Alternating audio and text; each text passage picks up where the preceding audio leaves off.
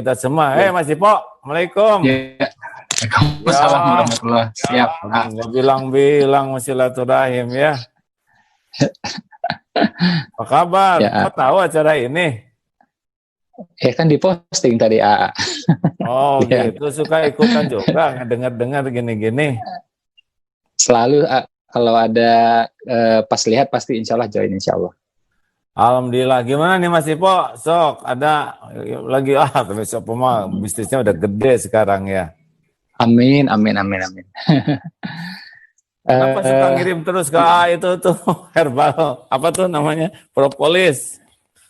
Kan biar A-nya tambah sehat. Kalau ngirim juga nggak pelit-pelit tuh jebret. Gimana nih amalan apa nih Mas Ipo buat teman-teman semua yang menyimak ini pengalamannya?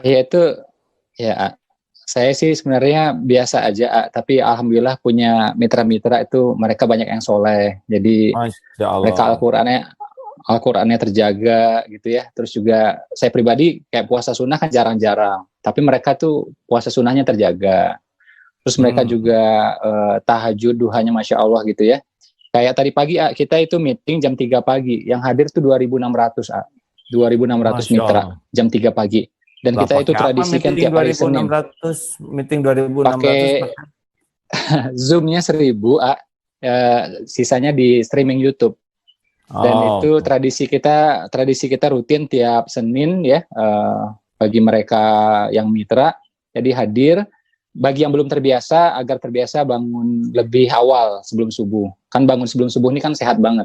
Itu bikin kata Nabi mengusir penyakit dari tubuh, dan kedua juga kata orang Barat curi start.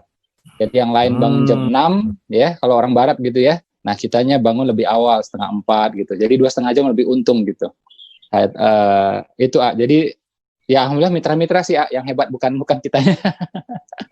Alhamdulillah. Iya, Masya Allah. Walah, mitra jadi berapa mitranya sekarang yang udah gabung tuh?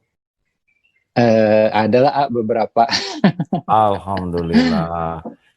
Baik. Apalagi nih Mas Ipo nih cerita dari para mitra yang rezekinya semakin dibuka oleh Allah, mungkin ada hikmah yang bisa dijadikan buat teman-teman.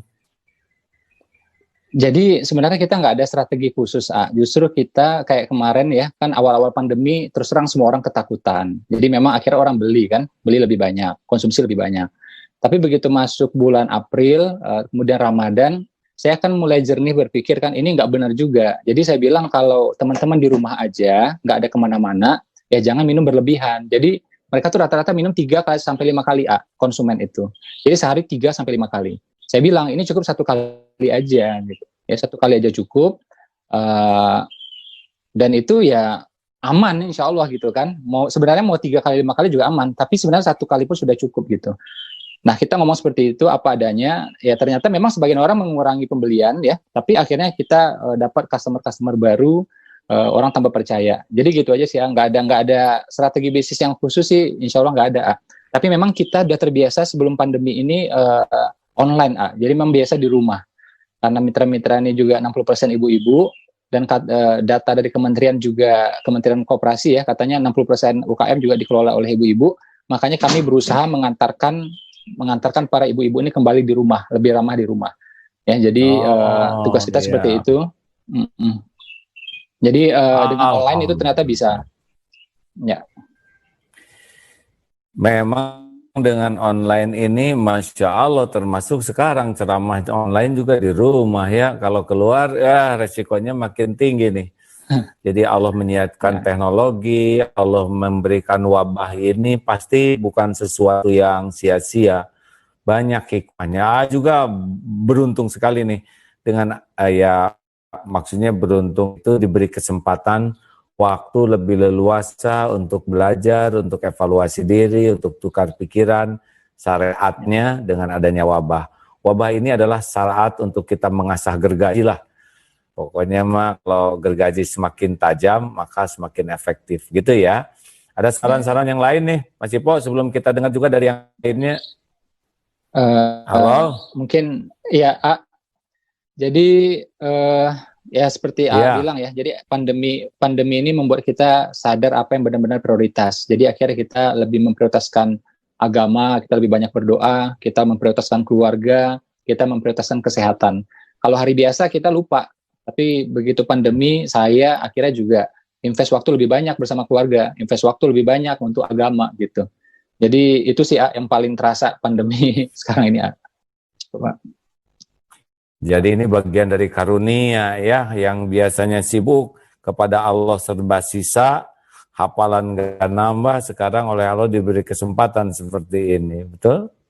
Masya Allah. Pak Faruk, ini ada masalah kayaknya ya, Ruk? Sinyal kuning Kak, izin. Sinyal saya yang kurang bagus ya? Ya, warnanya kuning di sini terdeteksi. Masih juga berarti kuning. ya, saya minta maaf, saya tambah lagi. Oke, terima kasih Mas Ipo ya. Terima kasih Mas Ipo, jangan dulu keluar, nanti tanya lagi. Silakan Pak Faruk, saya ganti internet dulu ya. Siapa? Silakan Mas Ipo dilanjutkan, mungkin share ilmunya. Silakan. Aduh ya, ini rencananya mau dengar pengalaman dari teman-teman ini ya. Jadi saya kan sama A belajar udah lama ya. Jadi kalau A juga nggak ada pakai strategi macam-macam ya saya dalam bisnis. Kita juga berusaha nggak pakai macam-macam lah. Jadi intinya berusaha menawarkan, berusaha ngasih tahu yang baik-baik itu aja ya. Kalau ternyata orang pakai suplemen yang lain ya alhamdulillah. Kalau pakai kita ya alhamdulillah gitu. Kalau orang belinya kebanyakan ya jangan. Ya kalau dia cukup 1 kali ya 1 kali. Kecuali dia keluar rumah. Kalau dia keluar rumah ya sudah kita anjurkan dia 2 kali gitu.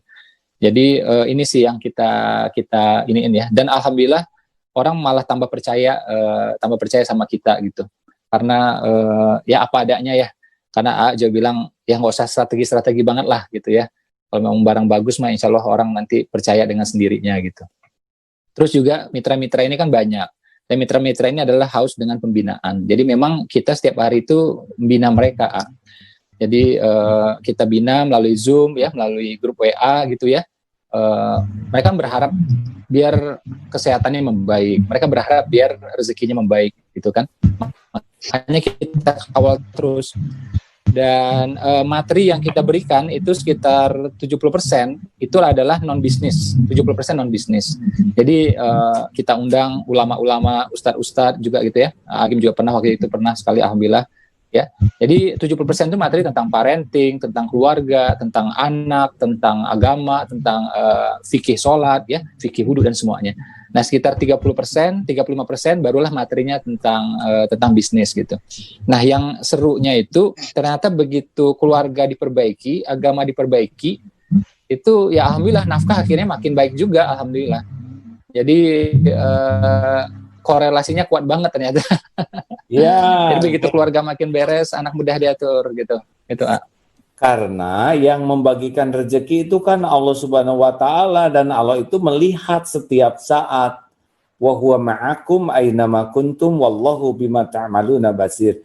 Dan dia bersamamu dimanapun kau berada, dan Allah Maha melihat apa yang kau kerjakan. Jadi walaupun tidak jagoan strategi, tapi kalau orangnya mau dikasih rezeki oleh Allah ya dapat dia ya.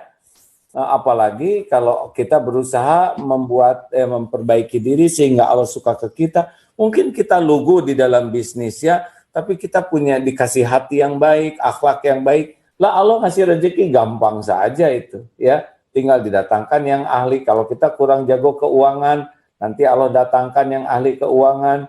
Kita kurang mahir di dalam misalkan strategi marketing, nanti ada yang dibuat bergabung yang bisa marketing. Karena Allah yang mengatur segala urusan, maka benar, jadi lempeng-lempeng saja hidup, nggak usah serakah, jangan kemaruk, jangan licik, begitu ya.